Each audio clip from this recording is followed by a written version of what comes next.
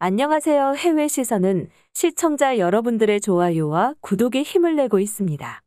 얼마 전 프랑스 디지털 경제부 장관인 세드릭 오 장관은 한국을 방문해 한국의 실무자들과 만나 첨단 분야 협력을 논의하며 반도체, 전기차, 배터리, 인공지능, 스타트업 등 핵심 사업 영역에서 협력을 이어가자고 말했습니다.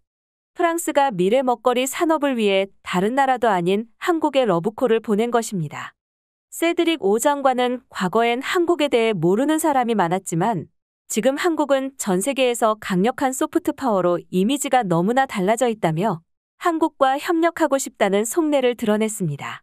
일부 구독자분들께서는 단순 인사치레가 아닌가 하고 생각하실 수도 있겠지만 프랑스는 현재 한국을 정말로 중요한 파트너로 생각하고 있으며 한국과 군사 및 경제 분야에서 협력하기 위해 한국에 큰 공을 들이고 있다고 합니다. 실제로 마크롱 프랑스 대통령은 얼마 전 본인의 SNS에 한글로 된 게시글을 올리며 한국에 대한 각별한 애정을 드러내기도 했습니다. 프랑스는 자국의 언어인 불어에 굉장한 자부심을 가진 나라로 오죽하면 프랑스 시민들이 영어의 침투를 막아야 한다며 프랑스 신분증에 불어와 영어를 동시 표기하는 방안을 두고 앵글로색슨에 대한 굴복이라거나 언어를 둘러싼 항복이라며 불만을 드러내기도 했을 정도입니다. 프랑스의 유명 작가인 로랑 에르블레는 기고문을 통해 프랑스어가 유일한 의사소통 수단이고 영어를 사용해서는 안 된다는 점을 정부가 강조해야 한다고 주장하기도 했는데요. 이 정도로 자국 문화와 언어에 자부심을 갖고 있는 프랑스인데 프랑스 대통령이 본인의 SNS에 한글로 된 글을 올린 것입니다.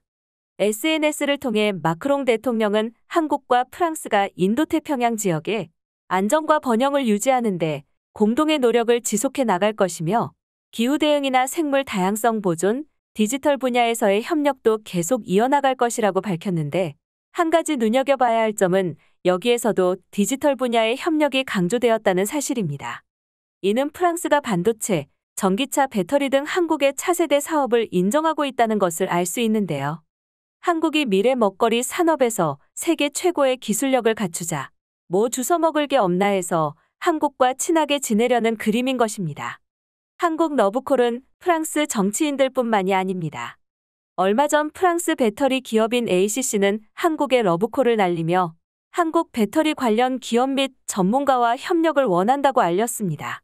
특히 장 바티스 페르노 ACC 최고운영 책임자는 한국 프랑스 협력 컨퍼런스를 통해 한국과의 협력이 단순 프랑스만의 결정이 아닌 유럽 차원의 목표 설정이며 많은 배터리 강자들이 아시아에 있고 일본과의 협력도 고려했었지만 역시 산업적 측면에서 한국이 훨씬 더 나은 국가라며 일본이 아닌 한국과 협력을 하고 싶다는 의지를 분명히 밝혔습니다. 즉, 한국의 배터리 산업이 일본보다 더 높은 위치에 있다 사실을 인정한 것입니다.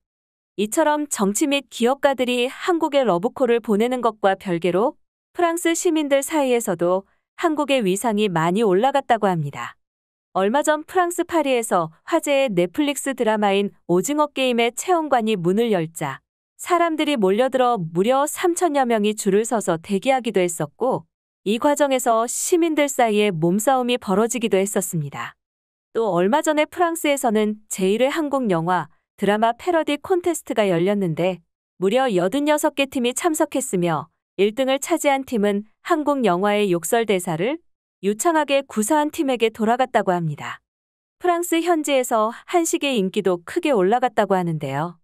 과거에는 한식이 다소 저렴한 인식이 있었지만 현재는 프랑스의 한국 식당이 굉장히 많아졌고 유명한 한식당들은 모두 줄을 서서 먹을 정도로 인식이 크게 올라갔다고 합니다.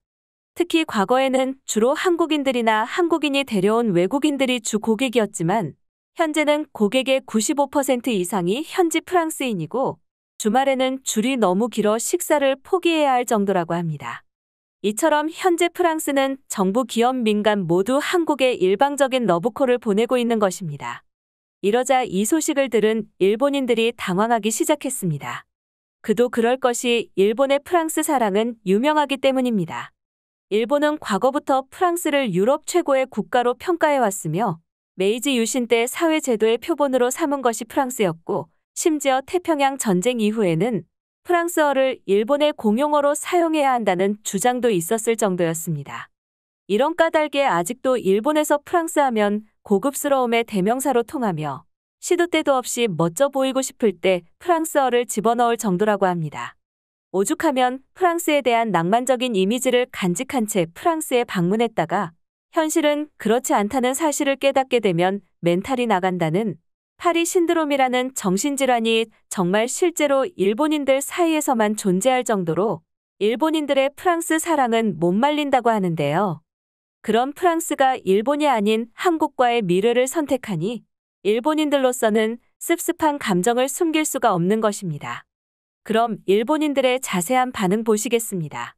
프랑스와 한국이 친하게 지내봐야 하나도 짜증나지 않는다. 그리고 어차피 이건 다 프랑스의 립서비스니까 유럽의 중국은 믿을 만한 국가가 아니야. 무언가 다른 꿍꿍이로 한국을 이용하는 거지.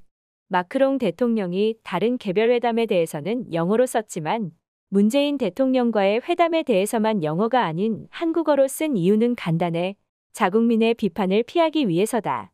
프랑스가 한국과 친하게 지내려는 게 너무 기분 나빠. 당장 그만뒀으면 좋겠어.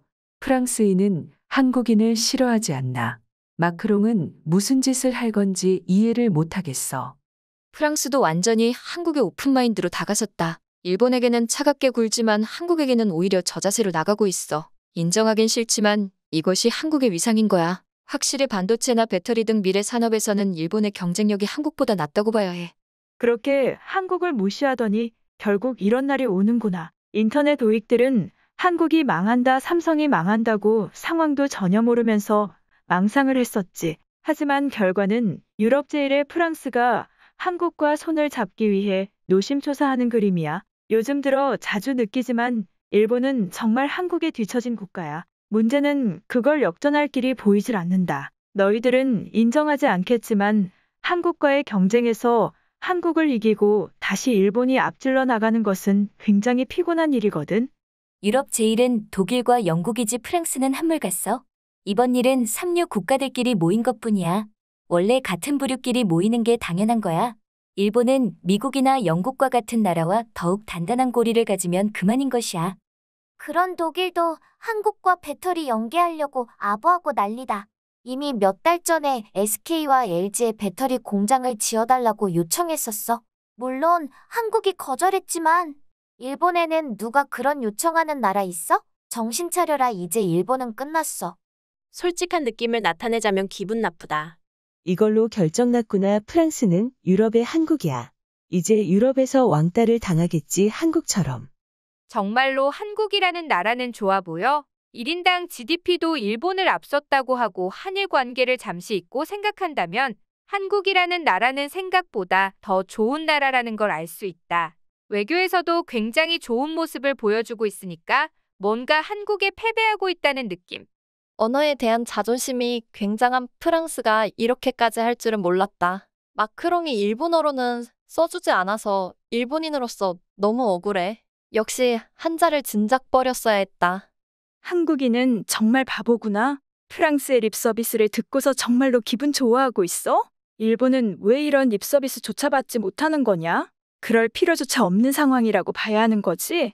프랑스는 일본의 원전 사고를 두고 돌연변이 올림픽 풍자 그림을 그리거나 최근에는 올림픽에서 일본의 스태프가 못생겼다고 하거나 일본어는 시대에 뒤떨어진 언어라고 해서 일본에서 난리가 난 적이 있었지.